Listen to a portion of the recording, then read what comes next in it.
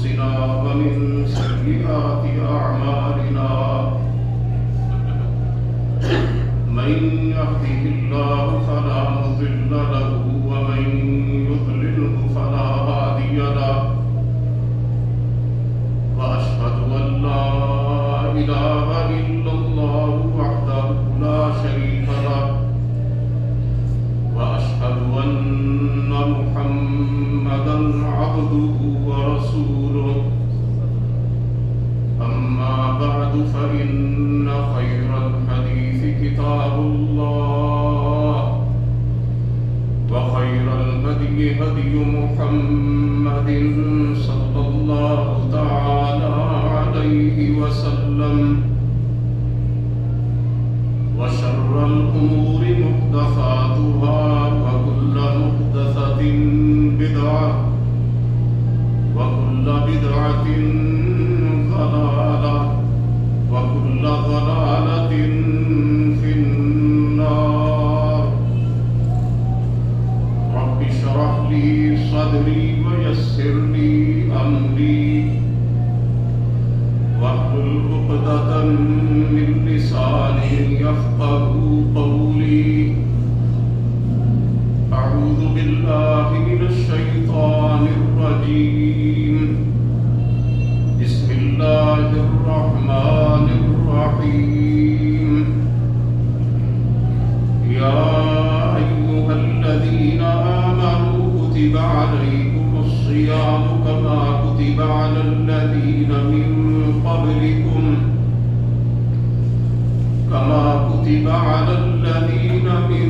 قبلكم لعلكم تتقون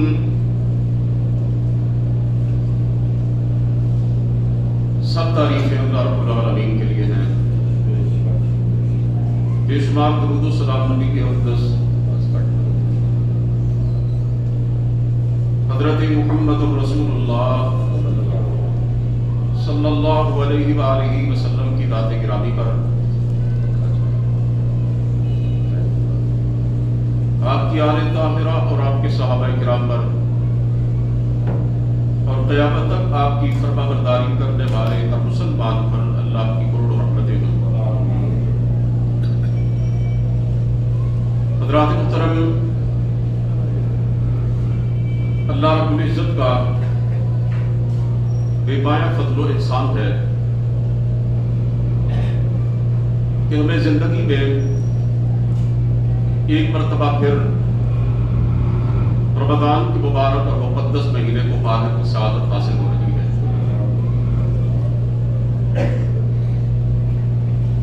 اور یقین جانیں یہ بہت بڑی خوش قسمتی اور بہت بڑی سعادت ہے۔ اس میں ہماری کسی کوشش کا کوئی عمل دخل نہیں ہے، یہ سراسر اللہ رب العزت کی توفیق پر منحصر ہے، اور اس کا واضح مطلب یہ ہے کہ پروردگار عالم ہم پہ اپنی رحمت کرنا چاہتے ہیں، ہمارے گناہوں کو معاف کرنا چاہتے ہیں، اور ہمیں جہنم سے بچا کر جنت کے اندر داخل کرنا چاہتے ہیں۔ اور یہ میں اپنی طرف سے نہیں کہہ رہا، سرکار دو عالم صلی اللہ علیہ وسلم کے ارشاد گرامی کے مطابق بعض لوگ رمضان کے شروع ہونے سے پہلے جہنمیوں کی فہرست کے اندر ہوتے ہیں، اور رمضان شروع ہونے کے بعد ان کا نام جنتیوں کی فہرست میں آ جاتا ہے۔ آپ صلی اللہ علیہ وسلم نے فرمایا وَلِلَّهِ مُتَقَاءُ مِنَ النَّارِ وَذَلِكَ فِي كُلِّ لَيْلَةٍ، کہ اللہ تعالیٰ اس مہینے میں کتنے ہی لوگوں کو جہنم سے آزاد کرتے ہیں، اور اس مہینے کی ہر رات میں اللہ آزاد کرتے ہیں۔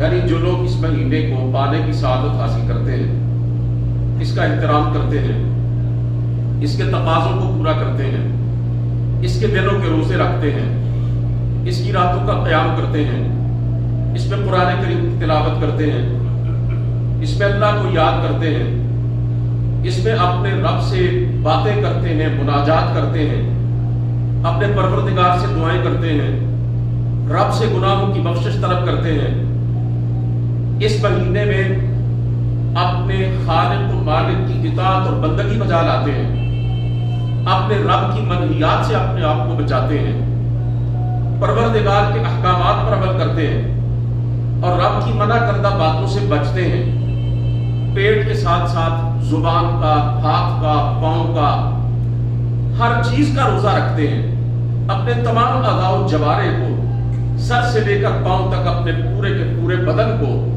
اپنے رب کی بندگی اور اطاعت میں مصروف کر دیتے ہیں۔ اللہ رب العزت کی طرف سے ایسے بندوں کے لیے جنت کا اعلان کر دیا جاتا ہے اور رب کی طرف سے اپنی رضا ایسے بندوں کے اوپر ڈال دی جاتی ہے۔ سرکار دو عالم صلی اللہ علیہ وسلم نے یہ بھی ارشاد فرمایا کہ اس مہینے کو پانے والا ہر آدمی اللہ کی رحمت کا حقدار نہیں بنتا، اس کو پانے والا ہر شخص جنت کا مستحق نہیں بنتا۔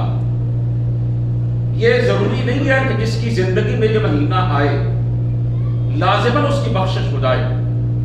سرکار دو عالم صلی اللہ علیہ وسلم نے فرمایا فَإِنَّ الشَّقِيَّ مَنْ حُرِمَ فِيهِ رَحْمَةَ اللَّهِ عَزَّ وَجَلَّ۔ بعض لوگ ایسے بھی ہوتے ہیں جو اس مہینے کو پاتے ہیں، ان کی زندگی میں یہ مہینہ آتا ہے، توجہ میری طرف حضرات، وہ اس مہینے کو اپنی آنکھوں سے دیکھتے ہیں لیکن پھر بھی اللہ کی رحمت سے محروم رہتے ہیں۔ آپ نے فرمایا یہ حقیقی معنوں میں بدبخت لوگ ہیں، یہ بدقسمت لوگ ہیں، یہ شقی ہیں۔ اس لفظ کے اندر، اس حدیث پاک کے اندر جو لفظ استعمال کیا نا رسول مقبول صلی اللہ علیہ وسلم نے، وہ ہے شقی۔ ان الشقی من حرم فیہ رحمت اللہ عز وجل، وہ شخص بڑا شقی ہے کہ جو اس مہینے میں بھی اللہ کی رحمت سے محروم رہے۔ اور قرآن کریم بتلاتا ہے کہ یہ شقی کون ہے۔ اللہ فرماتے ہیں وَأَمَّا الَّذِينَ شَقُوا فَفِي النَّارِ، جو شقی ہوتے ہیں وہ جہنم کے اندر ہوتے ہیں، جو شقی ہوگا وہ دوزخی ہوگا۔ جب ہم اس حدیث پاک کو اور قرآن کریم کی اس آیت کو ملا کر پڑھیں گے تو اس کا معنی کیا نکلے گا کہ جو بندہ اس مہینے کو اپنی زندگی میں پاتا ہے اور پھر بھی اللہ کی رحمت سے محروم رہتا ہے، یعنی اس مہینے کا احترام بجا نہیں لاتا، اس کے تقاضوں کو پورا نہیں کرتا، وہ جہنمی ہے معاذ اللہ۔ اللہ تعالیٰ ہمیں ایسے بدبختوں سے بچا کے رکھے اور اللہ ہمیں ایسے خوش بختوں کے اندر شامل کرے کہ جو اس مہینے کو پا کر اپنے رب سے جنت کی رجسٹری کروا لیتے ہیں، جنت انعام کے طور پر حاصل کر لیتے ہیں۔ یہ مہینہ برادران محترم ہمارے گناہوں کی معافی کا پیغام لے کر آتا ہے۔ اللہ رب العزت نے اپنے مومن بندوں کے گناہوں کی معافی کے مختلف طریقے رکھے، مختلف بہانے رکھے، مختلف انداز اس مالک نے اپنائے ہوئے۔ وہ رب نہیں چاہتا کہ اس کا کوئی بندہ جہنم کا ایندھن بنے۔ کوئی ماں اپنے بچے کو ذرہ برابر بھی غزہ تک پہنچنا گوارا نہیں کرتی، کوئی نقصان اس کے بچے کو پہنچے برداشت نہیں کرتی۔ تو وہ رب جو ہے وہ تو دنیا جہان کی ماؤں کے دلوں میں اپنی اولاد کے لیے جو پیار ہے، انسانوں کی ماؤں کے دلوں میں، جانوروں کے ماؤں کے دلوں میں، پرندوں کی ماؤں کے دلوں میں، حشرات الارض کی ماؤں کے دلوں میں، تمام مخلوقات کی ماؤں کے دلوں میں اپنے اپنے بچوں کے لیے جو پیار اور شفقت ہے وہ ساری کی ساری ایک طرف رکھ لی جائے، بندہ اس کا رب جو ہے جتنی محبت اور شفقت اس سے رکھتا ہے اس کا مقابلہ نہیں ہو سکتا۔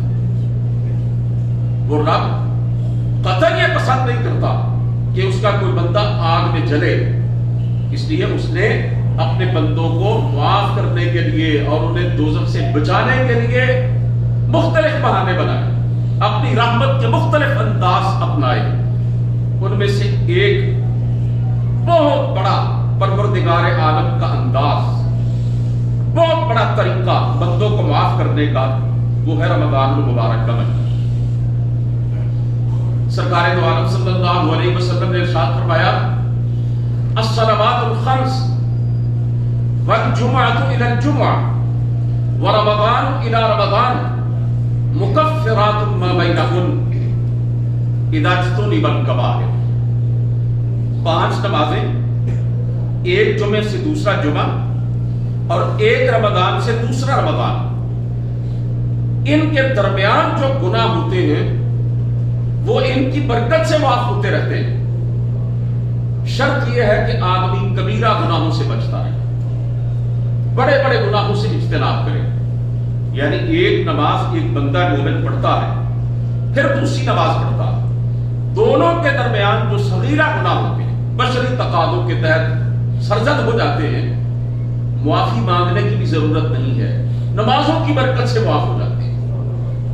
ایک جمعہ بندہ پڑھتا ہے، پھر دوسرا جمعہ پڑھتا ہے، یہ درمیان میں پورا جو ہفتہ گزرا، اس میں ایک مسلمان سے جو چھوٹے گناہ ہوئے، صغیرہ گناہ ہوئے، اور کبیرہ گناہ بھی اللہ توبہ سے معاف کر دیتا ہے، لیکن جو پکا نمازی ہے اس سے کبیرہ گناہ ہوتا ہی نہیں الا ماشاء اللہ۔ ایک جمعے سے دوسرے جمعے کے درمیان جو صغائر سرزد ہوئے اللہ معاف کر دیتے ہیں۔ اور ایک رمضان مبارک کے روزے بندہ رکھتا ہے، پھر دوسرے رمضان کے روزے رکھتا ہے، پورے سال میں جو صغیرہ گناہ ہوئے اللہ تعالیٰ اپنی رحمت سے وہ معاف فرما دیتے ہیں۔ یہ جو رمضان ہے اس کا مادہ 3 حروف ہے، را، میم اور ضاد، رمض۔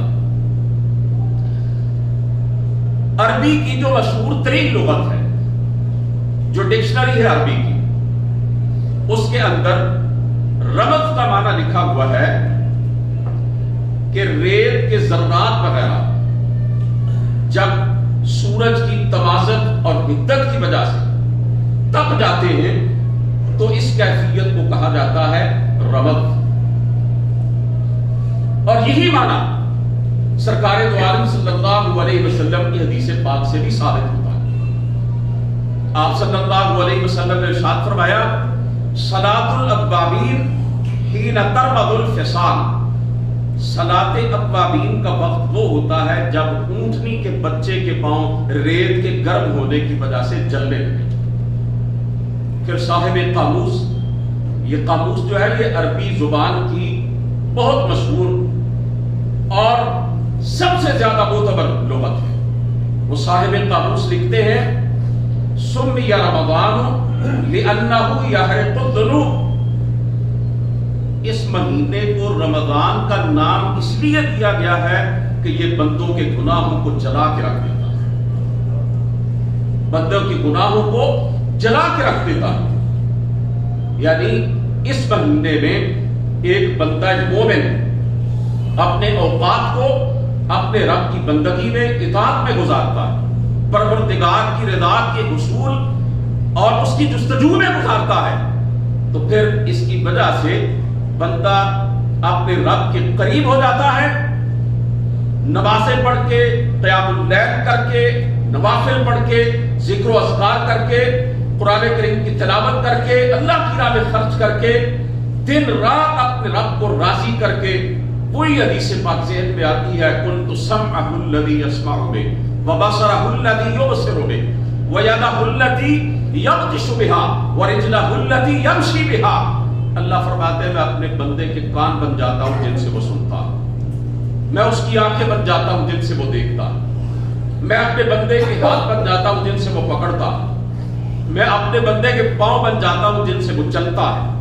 یعنی اللہ فرماتے ہیں میں اپنے بندے کے تمام اعضاء و جوارح کو اپنی اطاعت کے اندر لگا دیتا ہوں، بندے کو یہ توفیق دیتا ہوں وہ اپنے کانوں سے وہی باتیں سنتا ہے جو مجھے پسند ہے، اپنی آنکھوں سے وہی چیزیں دیکھتا ہے جن کی میں نے اجازت دی ہے، اپنے ہاتھوں سے وہی پکڑتا ہے، وہی کرتا ہے جس کا میں نے حکم دیا ہے، اپنے ہاتھوں سے کوئی ناجائز کام نہیں کرتا، کوئی ظلم نہیں کرتا، کسی کم نہیں تولتا، کم نہیں ناپتا، اپنے ہاتھوں کو اللہ کی بغاوت میں نہیں چلاتا، اور اللہ فرماتے ہیں میں اپنے بندے کے پاؤں بن جاتا ہوں جن سے وہ چلتا ہے۔ یعنی پھر میں اپنے بندے کو اپنا اتنا قرب عطا کرتا ہوں کہ اس کے پاؤں میری بغاوت اور معصیت کی طرف چل کے جاتے ہیں، اس کے قدم اٹھتے ہیں تو نیکی کے لیے، عبادت کے لیے، میری رضا کے لیے۔ یہ رمضان کا مہینہ پورا پیکج ہے یقین جانے بخشش اور مغفرت کا۔ مختلف کمپنیوں کی طرف سے مختلف پیکج دیے جاتے ہیں۔ موبائل کمپنیوں کی طرف سے آپ جانتے ہیں پتہ نہیں کتنے پیکج انہوں نے اپنے کسٹمرز کے لیے رکھے ہوئے ہیں۔ یہ مختلف تجارتی ادارے اپنے گاہکوں کے لیے طرح طرح کے خوشنما رعایتی پیکج کا اعلان کرتے ہیں۔ یہ پورا ایک پیکج ہے مغفرت کا، بخشش کا۔ سرکار دو عالم صلی اللہ علیہ وسلم نے فرمایا من صام رمضان ایمانا واحتسابا غفر له ما تقدم من ذنبه۔ یہ تین پہلو ہیں اس پیکج کے۔ پہلا پہلو فرمایا کہ جس نے ایمان کے ساتھ اور ثواب کی نیت سے اس مہینے کے روزے رکھے اس کی پچھلی زندگی کے سارے گناہوں کو معاف کر دیا جاتا۔ یہ تو اس کے دنوں کے روزوں کی بات ہو گئی۔ آگے آپ صلی اللہ علیہ وسلم نے فرمایا من قام رمضان ایمانا واحتسابا غفر له ما تقدم من ذنبه۔ جو اس مہینے کی راتوں کو قیام کرتا، آسان الفاظ میں نماز تراویح پڑھتا، راتوں کو عبادت کرتا ہے، سجدوں سے اپنے پروردگار کو راضی کرتا ہے، فرمایا اس کی بھی پچھلی زندگی کے تمام گناہوں کو معاف کر دیا جاتا۔ اور تیسرا پہلو کیا ہے؟ فرمایا من قام لیلۃ القدر ایمانا واحتسابا غفر له ما تقدم من ذنبه۔ جو اس مہینے میں آنے والی رات جسے لیلۃ القدر کہا جاتا ہے اس میں قیام کرتا ہے، اس میں عبادت کرتا ہے، اس میں اپنے رب کو راضی کرنے کی کوشش کرتا ہے، اس کی بھی پچھلی زندگی کے تمام گناہوں کو معاف کر دیا جاتا ہے۔ سرکار دو عالم صلی اللہ علیہ وسلم صحابہ اکرام کو اس مہینے کی آمد سے پہلے اس کے فضائل سنا رہے، اس کی برکات سے آگاہ کرتے ہیں، اس کے ثمرات سے مستفید فرماتے ہیں، اپنے صحابہ اکرام کو اس کے لیے آمادہ کرتے، انہیں موٹیویٹ کرتے، انہیں ترغیب دیتے اور بتلاتے کہ کتنا بابرکت مہینہ اور پررحمت مہینہ تمہارے پاس آ رہا۔ آپ صلی اللہ علیہ وسلم نے ارشاد فرمایا اتاکم رمضان شہر مبارک۔ اور میرے ساتھیوں تمہارے پاس رمضان کا مہینہ آیا، بڑا برکتوں والا۔ ذرا تھوڑا سا غور کیجیے نا کہ جسے میرے اور آپ کے پیارے پیغمبر علیہ الصلوۃ والسلام کہیں کہ یہ بڑا برکت والا مہینہ ہے، کیا اس کی برکتوں اور رحمتوں کے اندر کوئی شک ہو سکتا ہے؟ یقیناً جب ہمارے پیارے پیغمبر علیہ السلام نے بتلا دیا بابرکت مہینہ ہے، مبارک مہینہ ہے، تو اس کی برکتوں کا تو اندازہ ہی نہیں کیا جا سکتا۔ آپ صلی اللہ علیہ وسلم نے پھر فرمایا کہ اے میرے ساتھیوں اس کی چند ایک برکتوں سے میں تمہیں آگاہ کرتا ہوں۔ آپ صلی اللہ علیہ وسلم نے بتلایا تفتح فیہ ابواب السماء، اس میں آسمانوں کے دروازے کھول دیے جاتے ہیں۔ یہ کوئی چھوٹی بات نہیں ہے، ہمارے لیے جو کچھ بھی آتا ہے وہ آسمانوں سے آتا ہے، رزق آسمانوں سے، عزت آسمانوں سے، صحت آسمانوں سے، سب کچھ، ہر نعمت آسمانوں سے ہمارے لیے اترتی ہے۔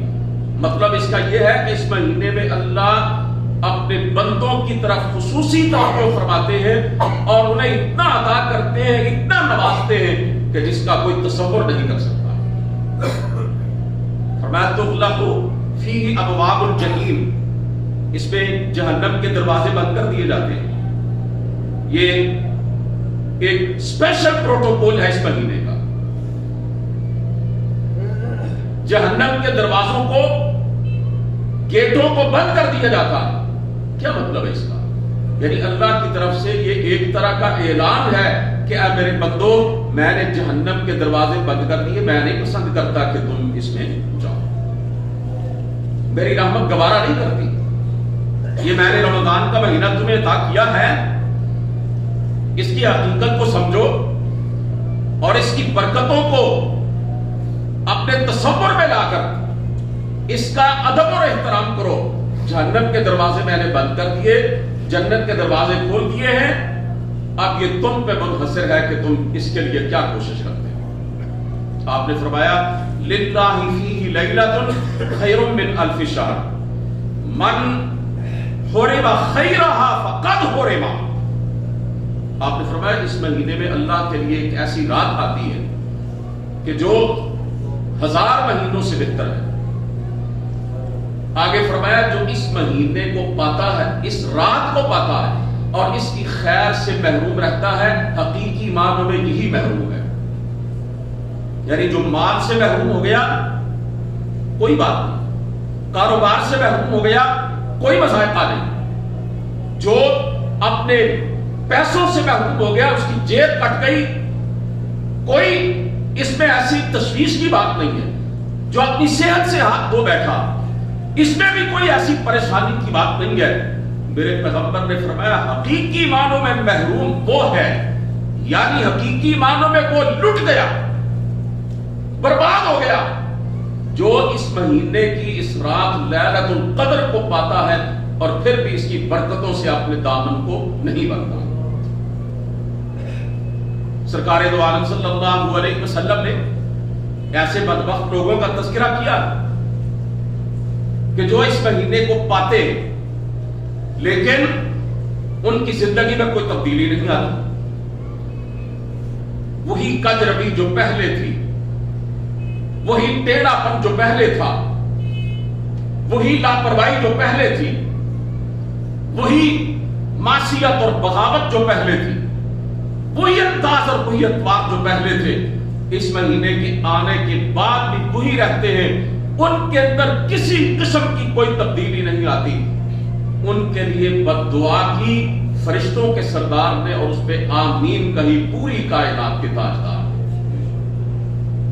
وہ حدیث پاک آپ نے سنی ہے نا جی، یاد دہانی کے لیے میں آپ کو دوبارہ سنا دیتا ہوں۔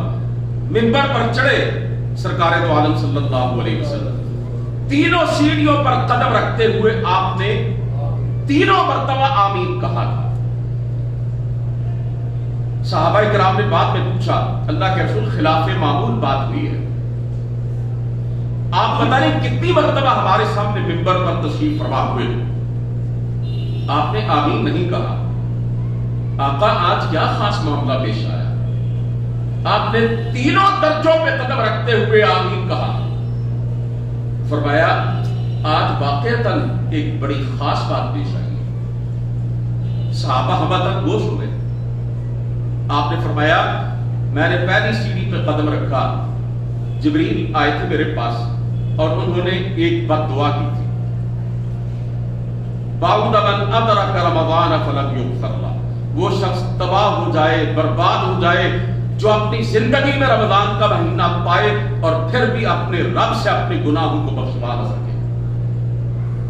میں نے آمین کہا، دوسری پہ قدم رکھا تو فرمایا جبریل نے بد دعا کی، بعد من ذکرت عنده ولم يصل علیہ، وہ شخص ہلاک ہو جائے، تباہ ہو جائے جس کے سامنے آپ کا اسم گرامی لیا جائے اور وہ آپ پہ درود نہ پڑے، جو آپ کا نام نامی سنے اور اس کی زبان پہ درود جاری نہ ہو۔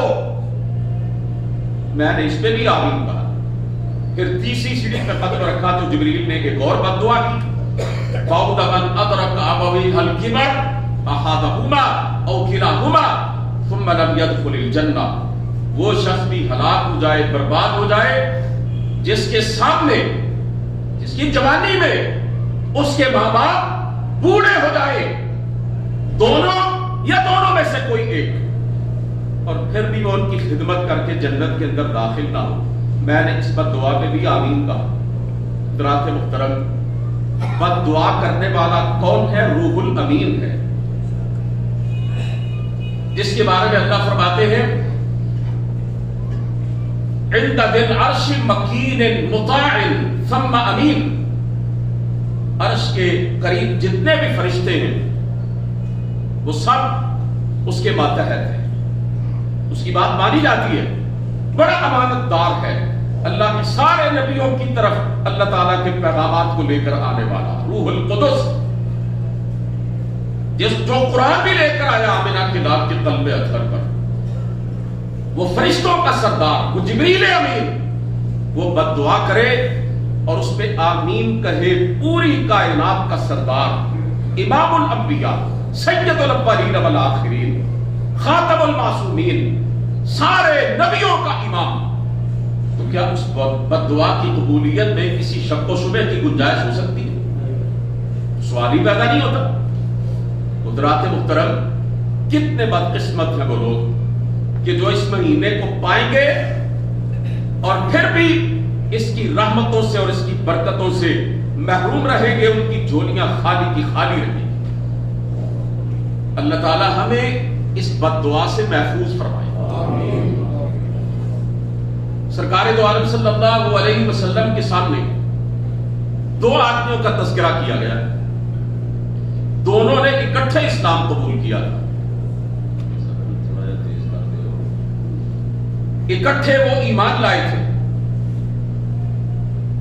ایک تھوڑی ہی دیر کے بعد ایک جنگ میں، ایک غزوے میں اللہ کی راہ میں لڑتا ہوا شہید ہو جاتا ہے، اور دوسرا 1 سال کے بعد طبعی موت مرتا ہے۔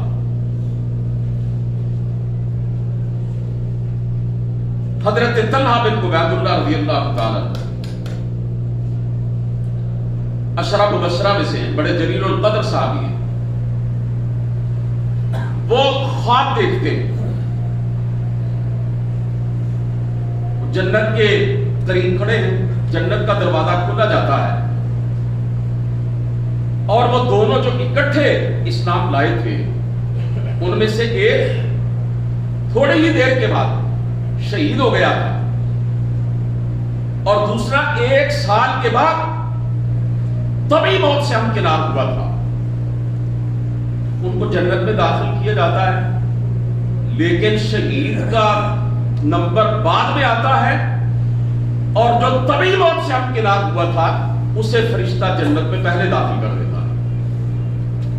اب انہیں بڑی حیرت ہوئی اس خواب پر کہ شہید کا کتنا مقام اور مرتبہ، کتنی عظمت ہے، یہ کیا ماجرا کہ جام شہادت نوش کرنے والا جنت میں بعد میں جا رہا ہے اور طبعی موت مرنے والا پہلے جا رہا۔ انہوں نے صحابہ اکرام کو یہ خواب بتلائی، اپنا تعجب ان کے سامنے ظاہر کیا۔ صحابہ رسول کریم صلی اللہ علیہ وسلم کی خدمت اقدس میں پہنچے اور یہ سارا واقعہ، یہ سارا خواب بتلایا، تو رسول کریم صلی اللہ علیہ وسلم نے شہید کے جنت میں بعد میں داخل ہونے کی وجہ بتلائی کہ دیکھو وہ جو شہید ہوا وہ بعد میں اس لیے جنت میں گیا کہ اس کے دوسرے ساتھی نے جو 1 سال کے بعد طبعی موت سے ہمکنار ہوا تھا، اس نے اپنی زندگی میں شہید سے زیادہ، 1 دفعہ زیادہ رمضان کا مہینہ پایا کہ نہیں پایا؟ اللہ، لوگوں نے کہا اللہ کے رسول پایا، اس نے روزے رکھے اس مہینے کے۔ پھر آپ نے نمازوں کا ذکر کیا کہ 1 سال اس نے ہر روز 5 نمازیں اپنے اس ساتھی سے زیادہ پڑھی، تو اس لیے وہ پہلے جنت میں داخل ہو گیا۔ اور اس حدیث پاک میں رمضان کا اپنے خصوصیت کے ساتھ تذکرہ فرمایا۔ اس سے پتہ چلتا ہے کہ زندگی میں رمضان المبارک کے مہینے کو پانا یہ اللہ رب العزت کی بہت بڑی مہربانی اور کرم نوازی ہے۔ رمضان کے روزے کے علاوہ جتنی بھی عبادات ہیں، جب وہ بندہ انجام دیتا ہے تو لوگ دیکھتے ہیں۔ نماز پڑھتا ہے بندہ مسجد میں، لوگ دیکھتے ہیں، ظاہر ہے دائیں بائیں لوگ کھڑے ہوتے ہیں، آگے پیچھے کھڑے ہوتے ہیں۔ بندہ حج کرتا ہے، لاکھوں لوگوں کے جنب غفیر کے اندر عمرہ کرتا ہے، بے شمار لوگ دیکھتے ہیں۔ اسی طرح بندہ زکوٰۃ دیتا ہے، لوگ دیکھتے ہیں۔ اگر چھپا کے بھی دے تو کم از کم جس کو وہ زکوٰۃ دیتا ہے اسے تو پتا ہوتا ہے نا، وہ تو دیکھتا ہے، لیکن یہ روزہ ایک ایسی عبادت ہے اور ایک ایسا عمل ہے کہ یہ بندے اور رب کے درمیان ایک راز کی حیثیت رکھتا ہے۔ یا بندے کو پتا ہوتا ہے میرا روزہ ہے، یا رب کو پتا ہوتا ہے اس کا روزہ ہے۔ چھپ چھپا کے تنہائی میں بندہ کچھ کھا پی لے، ساری دنیا کی نگاہوں میں وہ روزہ دار، حتیٰ کہ اس کے بیوی بچوں کو بھی نہیں پتا، اس کے ماں باپ کو بھی نہیں پتا، اس کے قریبی دوستوں کو بھی اس کا علم نہیں کہ اس کا روزہ ٹوٹ چکا ہے۔ اسے پتا ہے، اس کے رب کو پتا ہے۔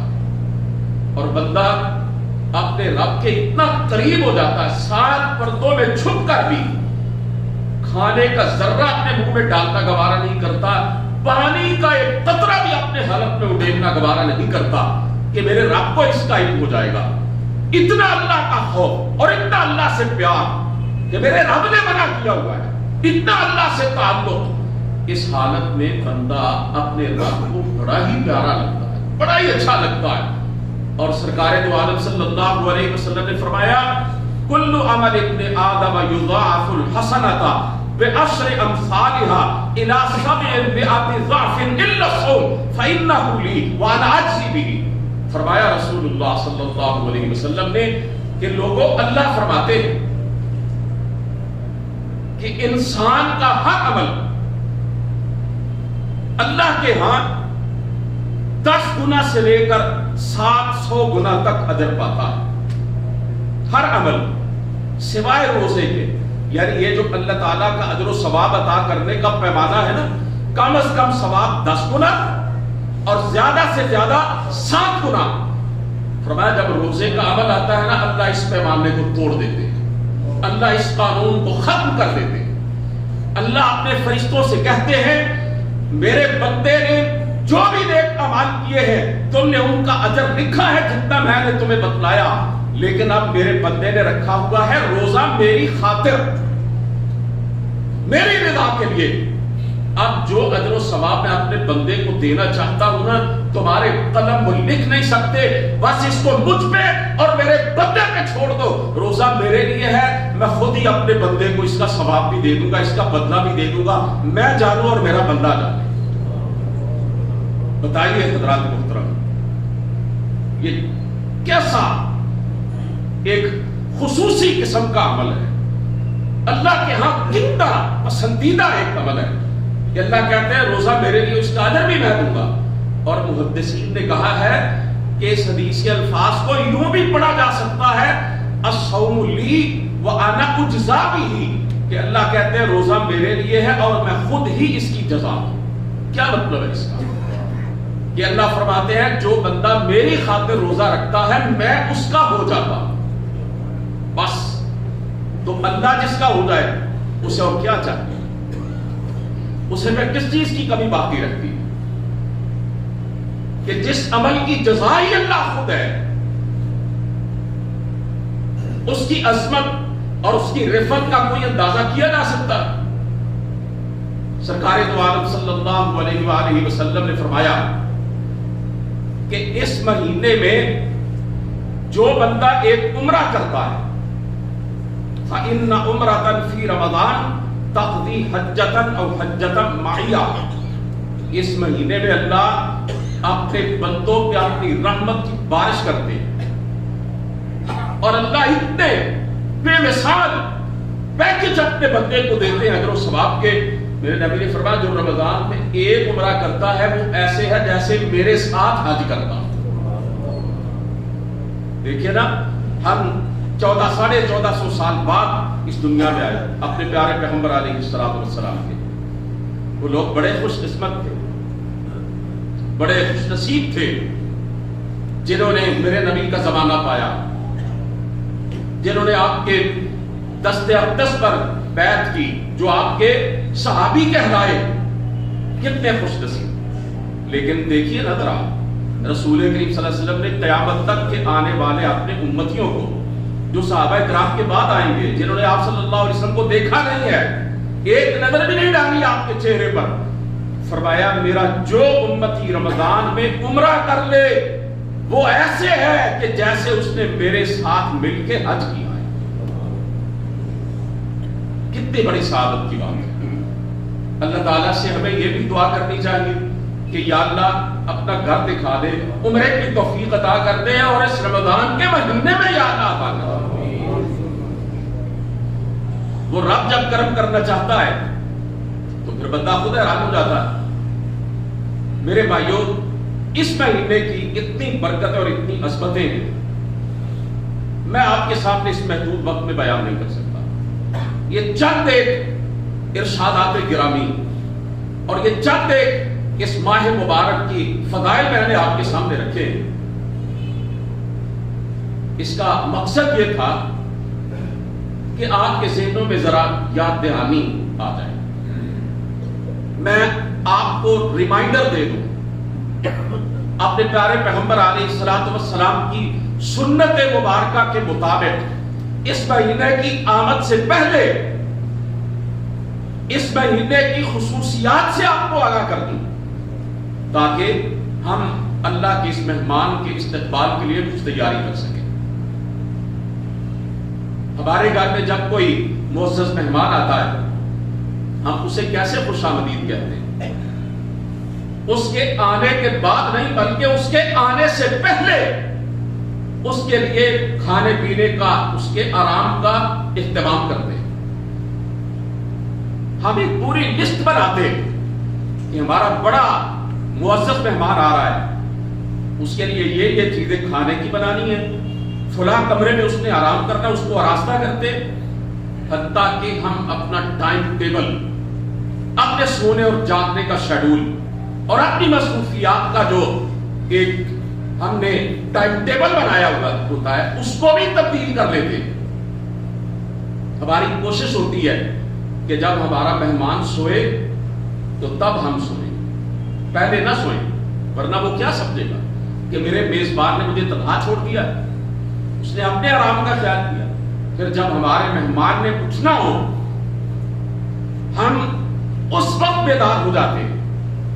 کسی کا کوئی بھائی یا بیٹا باہر کے ملک سے آئے، یورپ سے، امریکہ سے، کسی اور ملک سے، 2 4 5 7 سال کے بعد اس کے بھائی، اس کے دوست کہتے ہیں بھائی اب تم آ گئے ہو، اب ہم اپنی مصروفیات چھوڑ دیں گے، تم نے سیر کرنی ہے، بتاؤ کس دن کرنی ہے، ہم تمہارے ساتھ جائیں گے، تم نے کس ہوٹل سے کھانا ہے، ہم تمہیں لے کر جائیں گے، ہم تمہاری خاطر اپنی سرگرمیوں سے سبک دوش ہو جاتے ہیں چند دن کے لیے۔ حضرات محترم، جب دنیاوی مہمانوں کی ہم اتنی عزت کرتے ہیں تو کیا خیال ہے اللہ تعالیٰ کا یہ قابل قدر مہمان، یہ عظیم الشان مہمان، یہ تو سال کے بعد آتا ہے، اور ہمارے گھر مہمان آئے تو کچھ پھل لے آتے ہیں، چلے کچھ مٹھائی لے آتے ہیں، کچھ کھانے پینے کی چیزیں لے کے آتے ہیں۔ یہ مہمان جب آتا ہے تو اپنے ساتھ تو اللہ کی رضا اور جنت کی بشارتیں لے کر آتا ہے، یہ تو رب کی رحمتوں کا مشتہ لے کر آتا ہے، یہ تو دنیا اور آخرت کی کامیابیوں کی نوید لے کر آتا ہے، یہ تو اپنے ساتھ ہمارے لیے وہ کچھ لے کے آتا ہے کہ جس کا اندازہ ہمیں روز محشر ہوگا۔ جن جو تحائف لے کر آتا ہے ان کی قدر و قیمت کا اندازہ ہمیں روز قیامت چلے گا۔ پتہ نہیں اپنے ساتھ اپنے دامن میں کیا کچھ لے کے ہمارے پاس آتا ہے، تو کیا ہمیں اس کا اعزاز و اکرام کرنا چاہیے یا نہیں کرنا چاہیے؟ بھئی اس کے استقبال کے لیے ہمیں کچھ تیاری کرنی چاہیے یا نہیں کرنی چاہیے؟ یقیناً کرنی چاہیے، اور شعوری طور پر کرنی چاہیے۔ اپنے آپ کو آمادہ کرنا چاہیے، اپنے جذبات کو سمیٹنا چاہیے، اور اپنے دل سے ہمیں ایک پورا نظام اور اوقات ترتیب دینا چاہیے کہ آپ نے اس مہینے کو اس طرح سے گزارنا۔ حضرات محترم، اس کے احترام کے بہت سے تقاضے، سب سے پہلا تو یہ کہ انشاءاللہ العزیز اس کے دنوں کے روزے رکھنے انشاءاللہ، اور دوسرا تقاضا اس کی راتوں کا قیام کرنا، اور تیسرا اس کا تقاضا اس مہینے میں نمازیں جماعت کے ساتھ پڑھتی ہیں، تکبیر اولیٰ کے ساتھ پڑھتی ہیں۔ اس کا چوتھا تقاضا پہلی صف کے اندر نماز میں شامل ہونے کی کوشش کرنی ہے اور دائیں طرف کوشش کرنی ہے. صحابہ اکرام کو اللہ کے رسول نے بتلایا اگر کسی شخص کو پتا چل جائے کہ پہلی صف میں کھڑے ہونے کا کیا ثواب ہے، فرمایا تم لوگ جھگڑنے لگو اور پورا اندازی کرو کہ میں پہلی صف میں کھڑا ہوں گا یا میں کھڑا. اس مہینے میں قرآن کی تلاوت کرنی. اگر گھر میں قرآن کے نسخے پڑے ہوئے ہیں، ان کے غلافوں پہ اور ان کی جلدوں پہ گرد و غبار جمع ہوا ہے، اب رمضان کا مہینہ آ گیا، نزول قرآن کا مہینہ، ان نسخوں کو صاف کیجیے، گرد و غبار جھاڑیے، اور کوئی دن ایسا نہ گزرے اس مہینے کا جس میں ہم قرآن کریم کی تلاوت نہ کریں. اپنی سرگرمیوں کو جیسے ہم اپنے مہمان کے لیے محدود کرتے ہیں، اسی طرح ہمیں اپنی سرگرمیوں کو اس اللہ کے معزز اور بے مثال مہمان کے لیے بھی محدود کرنا چاہیے. تجارت کی اسلام نے اجازت دی ہے، حج کے دوران بھی اجازت دی ہے. قرآن کریم کے اندر اللہ فرماتے ہیں کہ حج کرنے کے لیے جاؤ، حج کے دوران تم کاروبار بھی کر سکتے ہو، روزہ رکھ کر بھی کاروبار کرنا ہے، لیکن ایسے تجارت کرنی ہے اور ایسے کاروبار کرنا ہے کہ نمازوں پہ زیادہ نہ پڑے، نمازیں ضائع نہ ہو، کاروبار بھی ہوتا رہے، نمازیں بھی ہوتی رہے، کاروبار بھی ہو، قرآن کی تلاوت بھی ہو، تجارت بھی ہو، نماز تراویح بھی ہو. میرے بھائیوں، اس طریقے سے اس مہینے کو گزارنے کی کوشش کریں. اور میں آپ سے یہ درخواست کرتا ہوں، یہ خصوصی میری التماس ہے آپ کی خدمت میں، اس مہینے کے اندر خدا را اپنے ملک کے سیاست دانوں کی جھوٹی سچی باتیں مت سنیے. دست بستہ عرض کرتا ہوں، ٹی وی کے جو ٹاک شوز ہیں ان میں اپنا وقت ضائع مت کیجیے گا. یہ عین اس وقت یہ ٹاک شوز رکھتے ہیں اور سیاستدان طرح طرح کی بکواسات کرتے ہیں جب نماز عشاء اور نماز تراویح کا وقت ہوتا ہے. ان کی باتیں نہیں سننی، باتیں سننی ہے قرآن پڑھ کے اپنے رب کی باتیں سننی ہے، حدیث پڑھ کے اپنے پیغمبر کی باتیں سننی ہے. فلموں ڈراموں سے اور ٹی وی کے لچک پروگراموں سے، حتیٰ کہ میں آپ سے یہ کہتا ہوں یہ جو رمضان نشریات ہوتی ہے ان سے بھی کنارہ کشی کرنی ہے.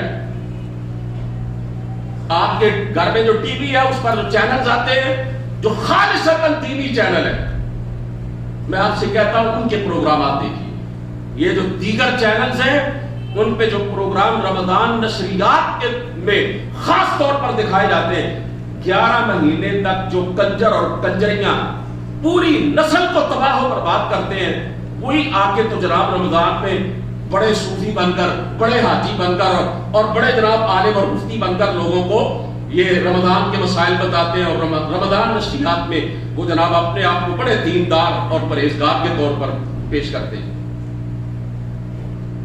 افطاری سے 2-3 گھنٹے پہلے یہ نشریات شروع ہو جاتی ہیں. ان میں بے پردگی ہوتی ہے، عریانی ہوتی ہے، مرد و زن کا اختلاط ہوتا ہے، ان کے اندر شہوت کا پورا انتظام ہوتا ہے، ان کے اندر بدنگاہی ہوتی ہے، غیر محرم عورتوں پہ نظریں پڑتی ہیں. ان کے حرام ہونے کے لیے تو یہی کافی ہے. ایک اور ریکویسٹ میں آپ کی خدمت میں یہ کرنا چاہتا ہوں، فضول قسم کے بحث و مباحثے سے اعتراض کرنا ہے. ہمارے اسلاف، ہمارے بزرگ صحابہ کرام، تابعین، تبع تابعین، ائمہ مجتہدین، محدثین، وہ اس مہینے کے اندر اپنے تفسیر کے حلقے بند کر دیتے تھے، اپنے فقہ کے حلقے بند کر دیتے تھے اور اپنے شاگردوں سے کہا کرتے تھے بھائی یہ رمضان قرآن کے نزول کا مہینہ ہے، اس میں ہم نے بس قرآن ہی پڑھنا ہے، اس میں ہم نے بس تلاوت ہی کرنی ہے، بس 1 مہینے کے لیے تمہیں چھٹی ہے. تو ہمارے بڑے، ہمارے اسلاف کرام تو تفسیر اور حدیث کے حلقوں کو بند کر دیتے تھے.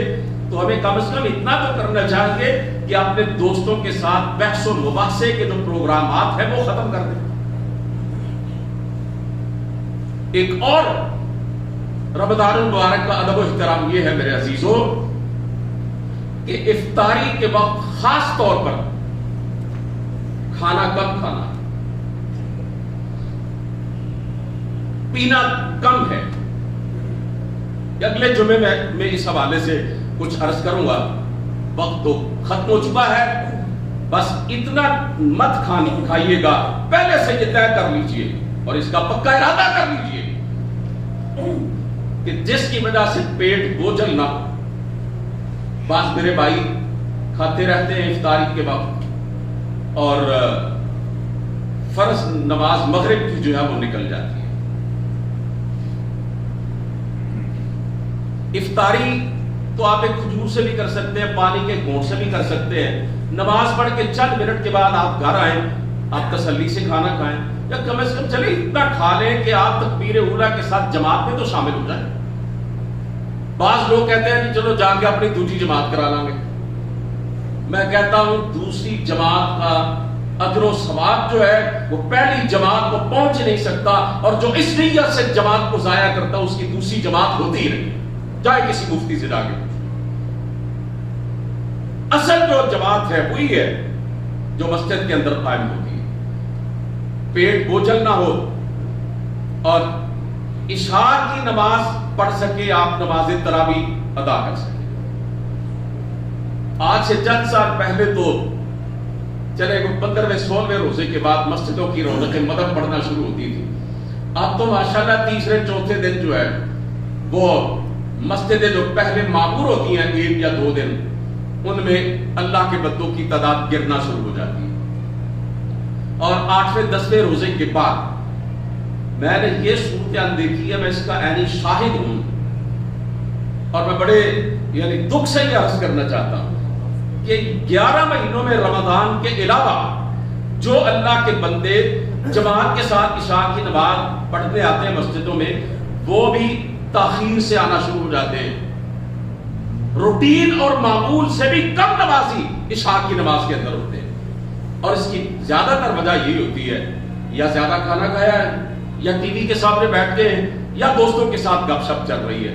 یہ مہینہ اللہ سے باتیں کرنے کا اور اللہ سے تعلق بنانے کا مہینہ ہے۔ سرکار دو عالم صلی اللہ علیہ وسلم کا یہ ارشاد گرامی پھر آپ کے سامنے عرض کرنا چاہتا ہوں، فَإِنَّ الشَّقِيَّ مَنْ حُرِمَ فِيهِ رَحْمَةَ اللَّهِ عَزَّ وَجَلَّ، وہ شخص بڑا بدبخت ہے، بہت شقی ہے جو اس مہینے کو پاتا ہے اور پھر بھی اللہ کی رحمت سے محروم رہتا ہے۔ ہم نے شقی نہیں بننا، بدبخت نہیں بننا، ہم نے خوش بخت بننا ہے۔ اس مہینے کا اعزاز و اکرام کرنا ہے۔ اللہ سے دعا ہے کہ وہ آپ سب کو اپنے اہل و عیال کے ساتھ صحت، سلامتی، خیر، عافیت اور تندرستی کے عالم میں اس مہینے کو پانے کی اور اس کے روزے رکھنے کی اور اس کی برکتوں سے مالا مال ہونے کی توفیق عطا فرمائے۔ اللہ آپ کو ہر طرح کی کاروباری، مالی، گھریلو پریشانی سے محفوظ رکھے۔ اللہ آپ کو اور آپ کے بچوں کو، آپ کے تمام متعلقین کو صحت اور سلامتی کے ساتھ اس مہینے کو پانے کی توفیق نصیب فرمائے۔ وآخر دعوانا ان الحمد للہ رب العالمین۔